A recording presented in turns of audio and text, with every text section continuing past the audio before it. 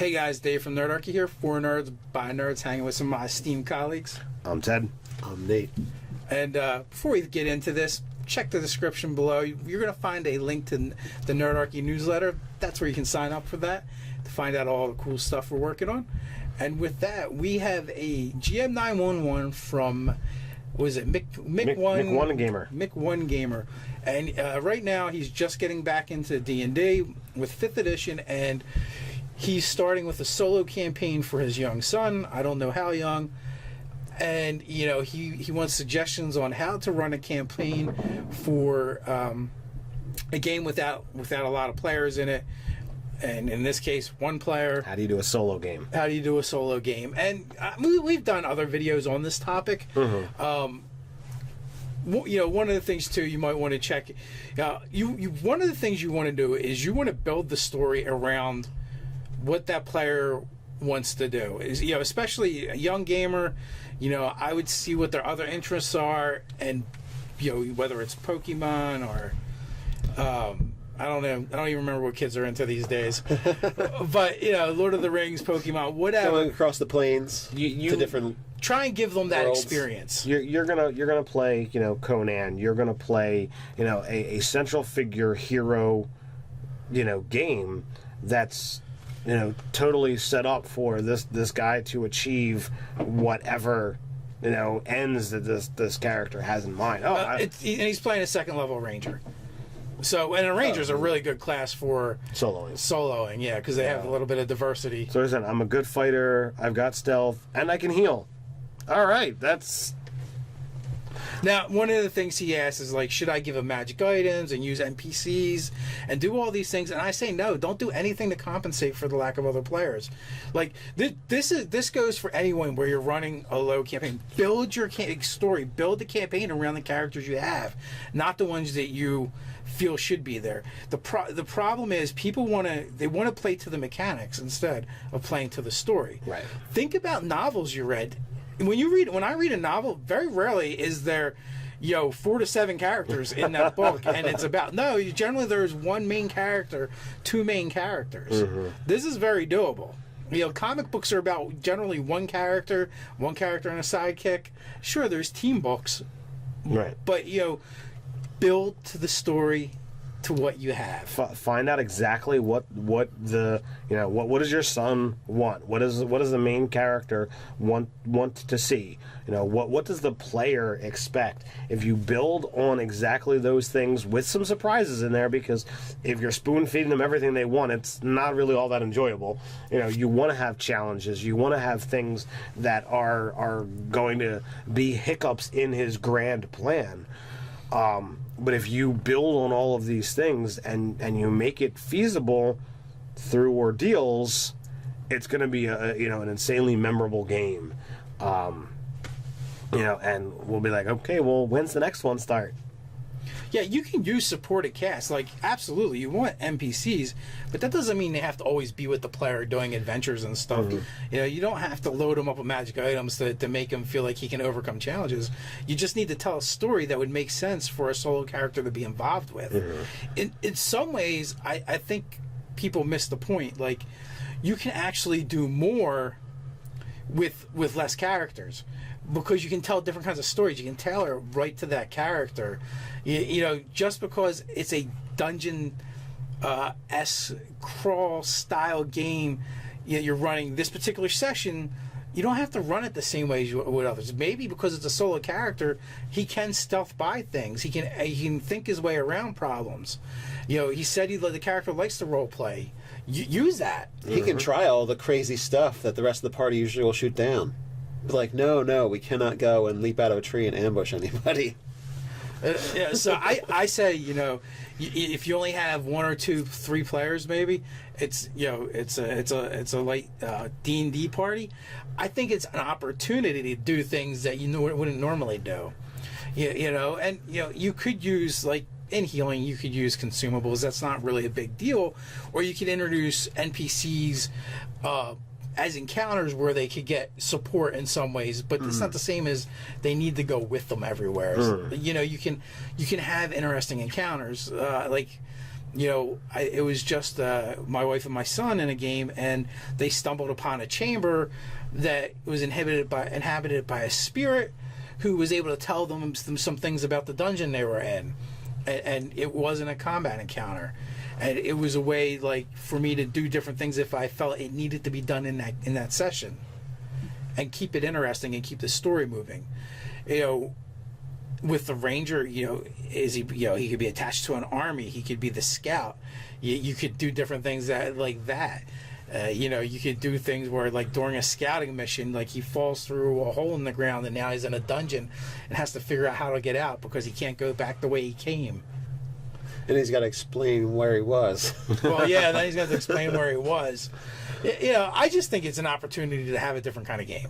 I agree. I mean, I think it's something that would be unique and cool, and something that we've been gaming as a group for a long time, and I can't tell you the last time that we've ever considered. I mean, I know that there was a time that we were running three people in Shattered Realm, but that was a game long time ago. Well, yeah, but we never went, oh, how should I run this game? No, because the thing is, like, if you're always tailoring your adventures to your players, this is never a question or something you worry about. But if you're trying to basically build a module for your players to run through every game session, that's where you run into the problem. But because maybe the story you're trying to tell doesn't make sense for the players you have at your table. If you make the story for the players at your table, then all those questions you're having they're not going to be relevant. Like, you're going to be able to make exciting action scenes and stories, without worrying about that stuff, because you're going to tie it personally to the players at your table. And if you only have one player to work with, it's so much easier. Talk to your son, figure out what he wants to get out of the game. One of the things which was really kind of cool was this guy, he wants to get back into D&D, and this is like the first thing he did. And one of the things he's been doing is watching gameplays and YouTube channels, and one of those is ours. Thank you. And when his son started watching them with him, that's when he decided he wanted to play. And so, so instead of finding a group, he decided he would just get the books and just start running a game for his son. So it's real simple. Like, you only have one player, you still do a session 0, decide what you want to get, you as the DM want to get out of this game. Find out what your son wants to get out of it, and lo and behold, if he has the same love and passion that you do for this game, it's very possible that he's gonna sell his friends on it, and he's gonna find your group for you. Well, and that's a possibility too. You can run for the kids or whatever. But again, just play the game. Play the game to the character you have. Don't worry about introducing NPCs as party members. Don't worry about gearing this character up to compensate. Figure out the story that this character needs to tell. Think about comic books, movies, TV series, and other forms of media entertainment, and think about the stories that are being told there. And generally you'll find most of the time it's either a very small group or one person. I don't know, Dave. All this sounds really good, but don't you think you could use a figurine of Wondrous Power and 2 swords that are magical? And maybe a split personality. Oh my God. Called the Hunter or something. I think that would work better. Maybe. Or you can just do as Nate had suggested. Yeah, that aside, let's get a little drizzy jab. And he's got to be drow as well. Yeah, right? Get a drizzy jab in there every once in a while. But no, I like what Dave is saying about it. I'm pro NPC in the sense of I entertain, I think, the players more through the NPCs than the combats and other things, and not like we're going to do cartwheels and stuff. So I'm not going to reenact that stuff, but like interesting characters, interesting dialogue that comes along, and that's going to impact them, or they're going to get into. So you're gonna figure that out from their session 0, and just kind of like talking with them, and hey, they're your son in this case, so you kind of know what they're about. So So there's some ideas for you, some things to do. The character wants to be a ranger. Does he want some kind of heroic epic quest? Does he want something that's far more stealthy, urban? There's lots of different ways that you can go. If he's looking for something heroic, putting in some kind of bard to kind of like some non-combat bard, who's looking to a minstrel, to chronicle it. You have someone who's there to see what's going on, who's not going to take away any of his heroics, but has access to healing magic, as a possible NPC to use here and there.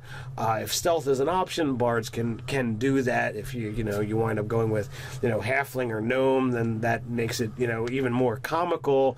But they'll have the higher dex to allow for some of that kind of stuff.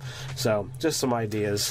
One more thing, I didn't really get into this part. Okay, so when you're asking and you're figuring out what the campaign's going to be about, don't give a questionnaire or a interrogation. Just have rumors around town. You hear some farmers talking about something. You hear a guy that's a bandit has a fiery or icy or crazy electric sword, and he's won it by the local merchant guild or something, or the local caravan runner. So you can kind of basically put quests out there. He's going to pick the one that he wants to do. Tell him kind of what's it about in some kind of description, a jobs won it board, hey, take care of this, Ivan the incredibly electrifying or whatever, or go slay this wyvern that's terrorizing the horse farmer or something. He's going to pick the one he wants to be a part of that story, and that's that's the way I would figure out the quest he's interested on, not ask him ahead of time. Well, yeah, it's not about that. It's about style, figuring out the style that they want to play in is all. But, yeah. So with that, you guys, let us know in the comments below. Help us out. This is also one that came in through the forums, so that's awesome. So you can also go over there as well if you want to. But, comment, like, share, and subscribe. You can come check out funny memes on Facebook. Also check out the articles at nerdarchy.com. So until next time, stay nerdy.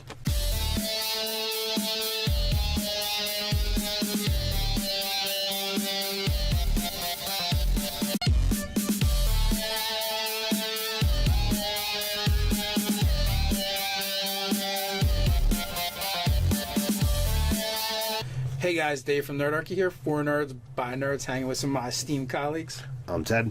I'm Nate. And before we get into this, check the description below. You're going to find a link. One of the things too you might want to check.